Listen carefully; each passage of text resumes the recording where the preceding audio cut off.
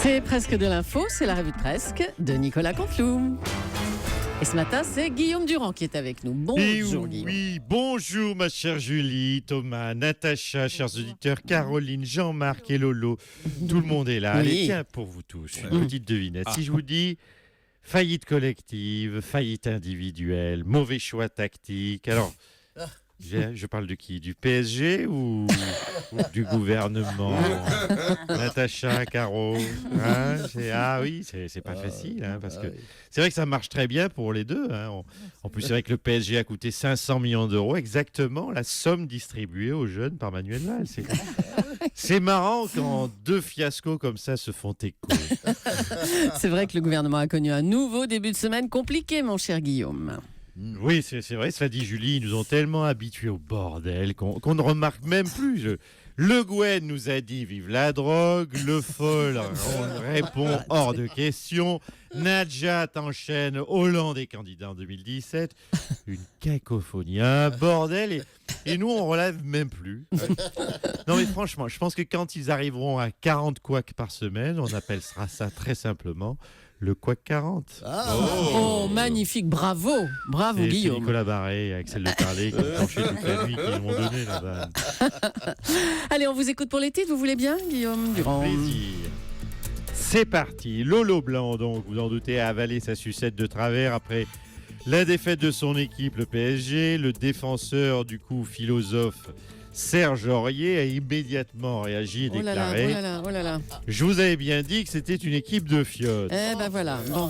Tiens, à propos de joueurs efféminés, cher Serge Aurier qui nous écoute, j'en suis sûr, en tant que CSP+, Ronaldo, Serge Aurier, a planté 3 buts et a qualifié son équipe, lui. Une victoire, donc, je le rappelle, du Real de Madrid de Zidane, grâce à Cristiano Ronaldo, 3 fois Ballon d'Or. Et surtout 5 fois slip de platine. Voilà, la soi-disant fiotte portugaise vous salue bien, mon cher Serge.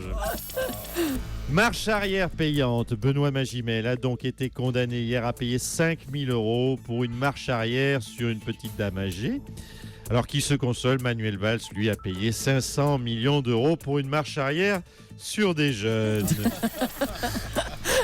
Panel hors notre panel, la dynamique syndicaliste qui est en photo dans toute la presse. Nadine Nourman ne sera finalement, chère Julie, pas face à François Hollande pour son émission. Et oui, Jean-Marc le sait. Elle a raté le casting. Ou plutôt, elle aurait été mise sur le banc de touche par l'Élysée. Alors, qu'est-ce qui se passe? On n'a pas d'explication. On aimerait en savoir plus, d'ailleurs, peut-être ce matin avec Jean-Marc. Qu'est-ce qu'il a, le président? Il a peur des femmes, notre président? Non. Si ça se trouve, Hollande a un enfant caché avec Nadine Nourman. Allez. Et il ne veut pas se retrouver face à elle et qui peut lui réclamer une pension. Ça doit être ça, oui. Bon, allez, on va régler ça. Qui a le numéro de Michel Filon? On veut savoir. Jean-Marc. Mais si Moi, Jean-Marc là, mais c'est parfait, ça. sûr. On veut savoir pourquoi Nadine ne vient pas. On veut Nadine demain sur France 2. On en parle tout à l'heure. Voilà. Oui, Thomas a bien eu un mot de Roger Federer, tout est possible. Ah oui, mais c'est vrai, un petit message de Roger pour notre Thomas. Tout à fait. Carton dans les bacs maintenant? Alors, tout à fait, carton dans les bacs à disques, on l'a compris. Renaud a vendu 200 000 albums en seulement 3 jours, un peu grâce à nous, puisqu'il était invité de Thomas.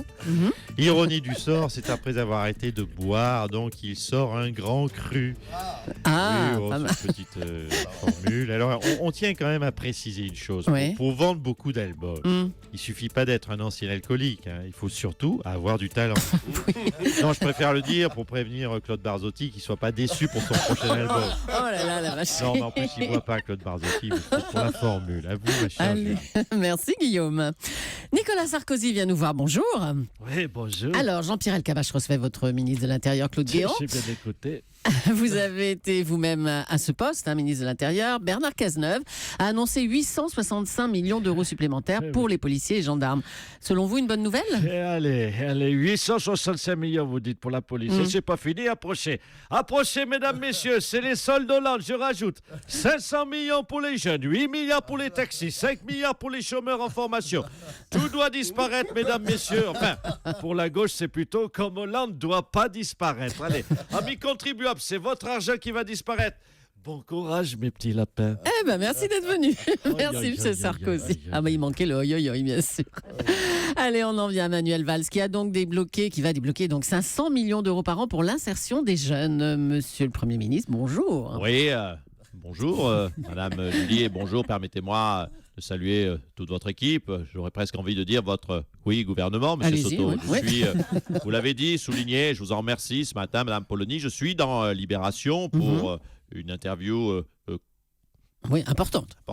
disons-le. Je suis aujourd'hui à votre matinale. Oui, j'essaye d'être le partout, omniprésent pour être pédagogique. Non, mais ça ne suffit pas. Les jeunes de Nuit debout n'ont pas l'air satisfaits de vos mesures. Écoutez, c'est normal de ne pas être satisfait. On en veut, vous le savez, toujours plus quand on est jeune ou qu'on l'a été. Rimbaud ne disait-il pas, Madame Julie, on n'est pas sérieux lorsque l'on a 17 ans. Quand on a 17 ans, oui, mais enfin, hier, ils ont déclaré « Valls nous donne des miettes, vos jeunes ». Voilà ce qu'ils ont dit. Je reconnais bien là l'humour des jeunes, c'est d'ailleurs très drôle. J'aime les jeunes et d'ailleurs j'aime l'humour également. Ah bon, apparemment, eux, ils vous aiment moins, puisqu'ils ont déclaré « Ils veulent nous casser, mais on va continuer ». Bon ben, oui. Bon ben merde quoi. Oula. 500 boules par an, c'est des miettes pour ces petits cons. Qu'est-ce qu'ils veulent les boutonneux pour être heureux? Le 06 de Nabila font chier à la fin, merde. Mais calmez-vous, monsieur Valls. Mais non, je me calme pas. Pour qu'ils se prennent les jeunes Français là? À 20 ans, Mark Zuckerberg crée ce Facebook. À 25 ans, Picasso peignait les Demoiselles d'Avignon. Mozart faisait son premier opéra à 11 ans. Oui, bon, pourquoi non mais attendez, laissez-moi finir. Pourquoi il n'y a jamais eu un crétin de Français qui a eu une idée en 50 ans? Mais enfin, mais calmez-vous. Non, mais je me calme pas. Pourquoi le seul jeune Français connu en France, c'est Jordi pour dur d'être un bébé? Alors je dis à tous ces jeunes altermondialistes de mes deux, au lieu de faire un potager qui nous emmerde, vous bougez le derche et vous pondez un opéra ou une entreprise mondialement connue. Parce que moi, je vais arracher les carottes de votre potager et vous les carrez là où je pense. Merci, Manuel Valls. Oh là là, mais... Con de jeune, alors. Oui, non. Excusez-moi, non, mais en ce moment, je suis un peu à cran. Ah bah oui, ça s'entend. Je peux terminer sur une note positive? Oui. Vive la jeunesse. C'est ça. C'est ça. Merci, monsieur Valls. Quel numéro. Et voilà le retour de l'éternel débat sur la dépénalisation du cannabis et de certaines drogues. Monsieur Gaudin, votre sentiment, maire de Marseille. Mon sentiment. Madame Jules, il faut que Valls fume un truc. C'est urgent, il faut qu'il se détende. Bon. Alors, revenons à votre question passionnante, la dépénalisation.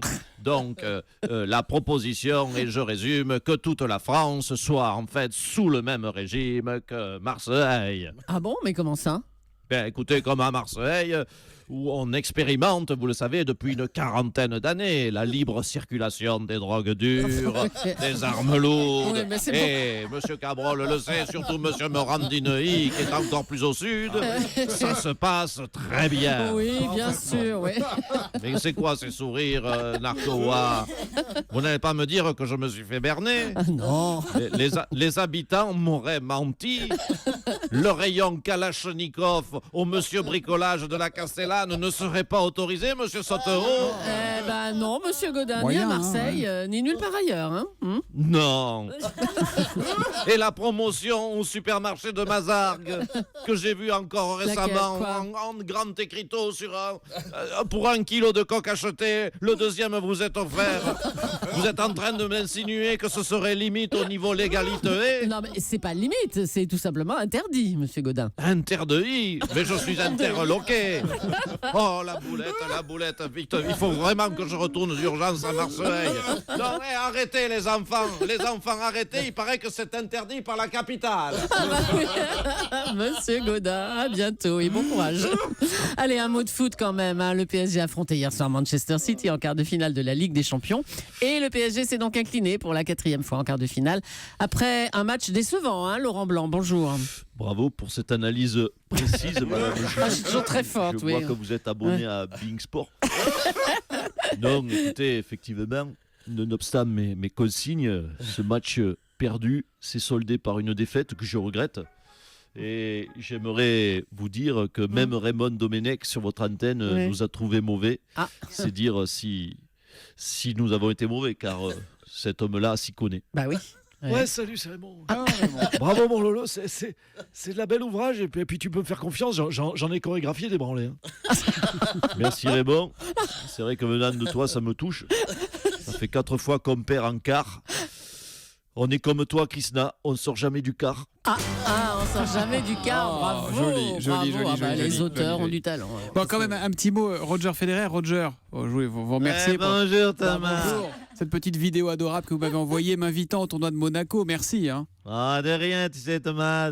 Moi, dès qu'une cause me fait pitié, un enfant malade, une personne âgée seule ou une pétition signée par 4 personnes et demie comme la tienne, tu sais, je réponds présent. Hein. Allez Thomas, tu sais quoi, tu sautes sur ton scooter et dans 48 heures, si tu roules bien, t'es à Monaco. Hein.